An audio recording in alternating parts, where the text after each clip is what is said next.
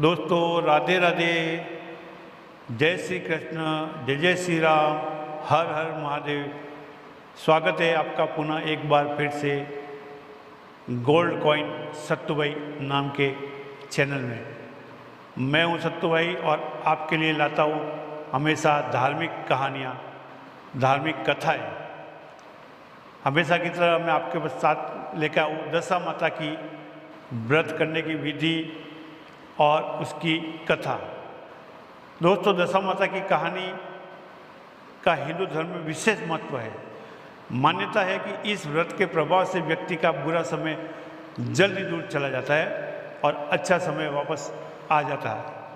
कहा जाता है कि जब किसी व्यक्ति की दशा खराब चल रही हो, उसके सभी कार्य में रुकावट बाधाएं आने लगती है।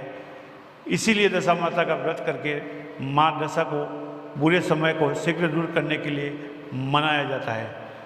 पौराणिक मान्यता के अनुसार प्रत्येक सुहागन या विधवा स्त्री को घर की दशा सुधारने एवं सुख समृद्धि लाने के लिए दशा माता का व्रत एवं पूजन जरूर करना चाहिए। दोस्तों, बहनों, माताओं, मैं अब आपको बताऊंगा दशा माता के व्रत की विधि, जो इस प्रकार है। दशा माता का व्रत एवं पूजन चैत्र मास के कृष्ण पक्ष की 10वीं तिथि को किया जाता है। व्रत और पूजन के साथ साथ दशा माता की कहानी पढ़ने और सुनने का भी अत्यधिक महत्व है। इस वक्त में होली के दूसरे दिन से पूजन प्रारंभ करके 10वें दिन समापन किया जाता है। व्रत करने वाली स्त्री प्रातः स्नान आदि करके पूजन सामग्री एकत्रित करके पूजा करती है और दशा माता की कथा पढ़ती है। पूजन विधि कुछ इस प्रकार है बहनों। सबसे पहले घर की कोई स्वच्छ दीवार चुनकर उस पर स्वस्तिक का निशान बनाए। तत्पश्चात स्वस्तिक के पास मेहंदी एवं कुमकुम से 10-10 बिंदियां बनाए।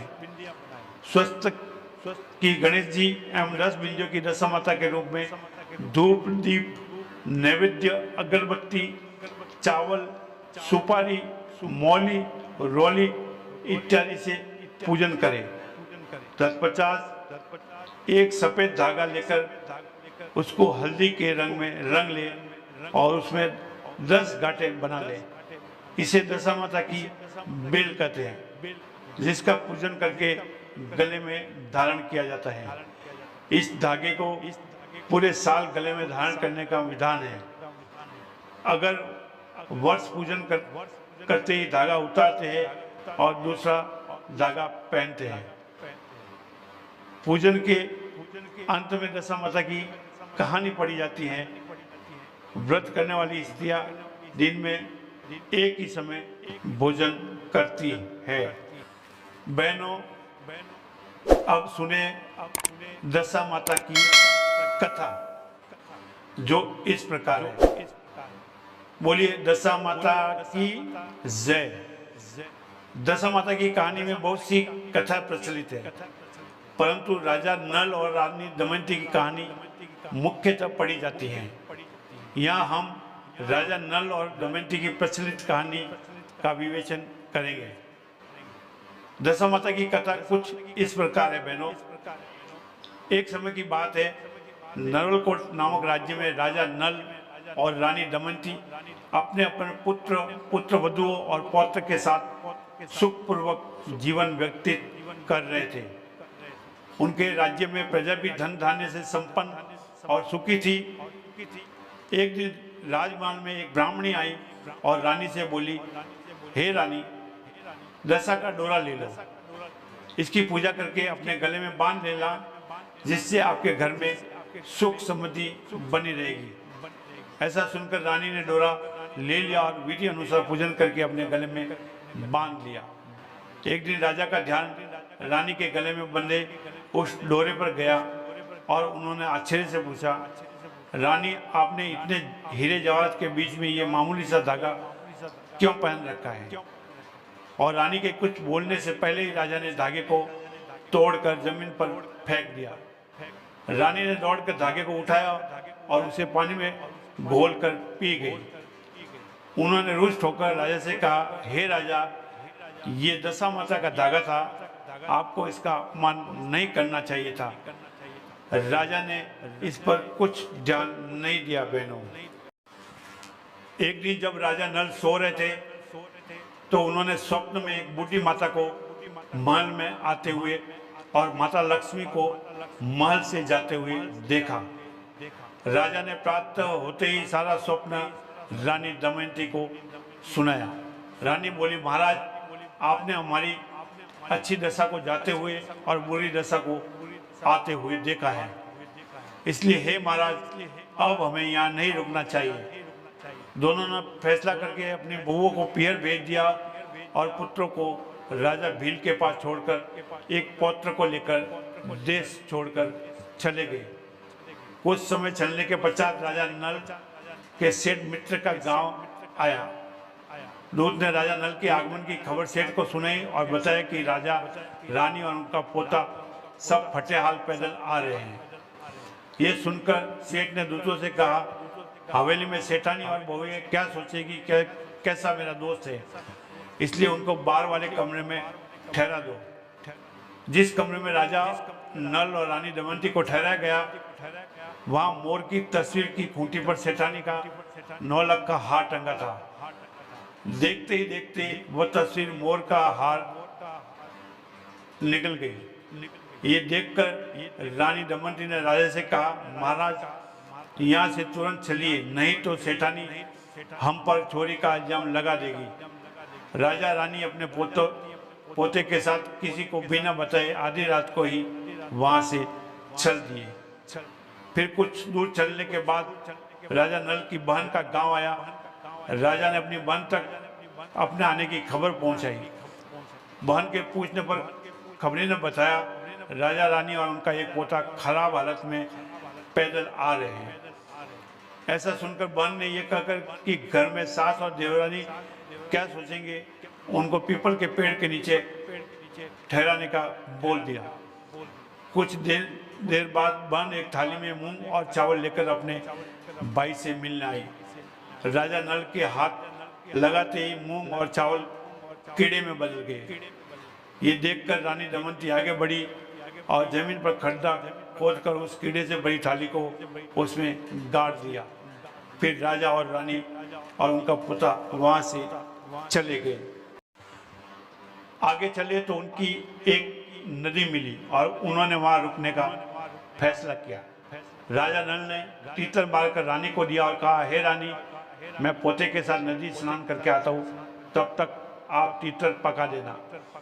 जब राजा वापस आए तो रानी ने बड़े अच्छे से कहा कि पके हुए तीतर भी हांडी में से उड़ गए। और राजा ने दुखी स्वर में रानी को बताया कि मुझसे पोता नदी में बह गया। दोनों दुखी होकर विलाप करते हुए वहां से चले गए। आगे चलकर एक गांव में उनको सूना बाग दिखाई दिया। उन्होंने वहां विश्राम करने का फैसला किया। बहनों, जब बाग की मालकिन वहां आई तो उसने देखा कि सूखे बंजर बाग में कोपले फूट रही है। मालकिन की नजर रानी और राजा पर पड़ी। पूछने लगी, तुम लोग कौन हो? राजा ने उत्तर दिया कि हम मुसाफिर हैं और रहने की जगह ढूंढ रहे हैं। ये सुनकर मालकिन ने उनको वहीं रखकर बाग की रक्षा के लिए कहा। राजा और रानी वहाँ अपने दिन व्यतीत करने लगे। दिन बीतते गए और होली का दिन आ गया। उस दिन जब राजा नल कुएं से पानी भर रहे थे तो बार बार उनकी बाल्टी में सूत की कोकड़ी और हल्दी की गांठ आ रही थी और वो बार बार उसको वापस कुएं में फेंकते जा रहे थे। रानी ने जब राजा को ऐसे करते हुए पूछा, हे स्वामी, आप क्या कर रहे हैं? तब राजा ने रानी को उनका कारण बताया। राजा की बात सुनकर रानी ने कहा कि अगली बार जब आपकी बाल्टी में सूत की कोकड़ी और हल्दी की गांठ आए तो उसको मुझे दे दीजिए। राजा ये सुनकर नाराज हुए और बोले, रानी, आप ही की वजह से आज हमारी ये दशा हुई है और आप फिर वही से सब करना चाहती है। परंतु जब बाल्टी में वापस वही वस्तु आई तो राजा ने उन्हें रानी को सौंप दिया। रानी ने होलिका दहन के दिन होली के जाल दिखाकर अगले दिन दशा माता का व्रत का डोरा डाल दिया। दशा माता की कथा के अनुसार फिर समय बीतता गया बहनों। एक दिन राजा रानी के पास गए और बोले, हे रानी, नगर के राजा ने स्वयंवर रखा है, मैं वहाँ जाऊँगा, इसलिए आप मेरे कपड़े धो दीजिए। राजा की बात सुनकर रानी बोली, महाराज, इस दशा में भी आपको वहाँ जाना चाहते हैं? इस पर राजा ने उत्तर दिया कि रानी, मेरी दशा खराब है, परंतु दिल तो राजा का है। राजा नल स्वयं में पहुँचे और राजकुमारी ने भी सभी राजा और राजकुमारों को छोड़कर राजा नल के गले में वरमाला डाल दी। वहाँ मौजूद सभी लोग हैरान रह गए। तब विद्वानों की सलाह से राजकुमारी को एक बार फिर अपना वर चुनने को कहा गया, परंतु इस बार भी फिर राजकुमारी ने राजा नल को ही अपना वर चुना। ये देखकर नगर के राजा क्रोधित होकर बोले, मैं इस माली से अपनी पुत्री का विवाह नहीं करूंगा। तब सभी ने विचार विमर्श कर एक प्रतियोगिता रखी, जिसमें सभी राजाओं और राजकुमारों को शिकार करना होगा, और जिसका शिकार सबसे अच्छा होगा उसका विवाह राजकुमारी से हो जाएगा। सभी राजा और राजकुमार प्रतियोगिता में भाग लेने के लिए तैयार हो गए। राजा नल को बूढ़ा घोड़ा और जंग लगी तलवार दी गई। उन्होंने घोड़े को एक थपकी मारी और कहा कि अगर मैं असली राजपूत हूँ तो धारदार तलवार हो जाए और जवान घोड़ा हो जाए। और ऐसा ही हुआ बहनों। कुछ समय पश्चात सारे राजा और राजकुमार अपने अपने शिकार के साथ राजमहल पहुंचे। किसी के भी शिकार से नगर के राजा संतुष्ट नहीं हुए और सिपाहियों को उस माली को ढूंढ के लाने के लिए कहा गया। राजा की आज्ञा से सिपाही जंगल में पहुंचे तो देखा कि राजा नल पेड़ के नीचे सो रहे थे। शिकारियों ने उन्हें जगा कर शिकार के बारे में पूछा।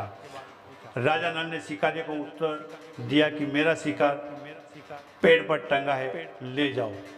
शिकार देखकर नगर के राजा खुश हो गए और बोले, ये असल राजपूत का शिकार है। फिर नगर के राजा ने खुशी खुशी अपनी पुत्री का विवाह राजा नल के साथ कर दिया। राजा नल अपनी नई रानी को लेकर बाग में आ गए। रानी दमयंती ने छोटी रानी का स्वागत किया। एक दिन जब दोनों रानियां बाग में बैठी हुई थी तो दमयंती छोटी रानी से बोली, रानी, आज तो अपने नगर में बिजली चमक रही है। रानी दमयंती की बात सुनकर छोटी रानी आश्चर्य से बोली, दीदी, अपना नगर भी है क्या? रानी दमयंती ने उत्तर स्वरूप छोटी रानी को सारा हाल कह के सुना दिया।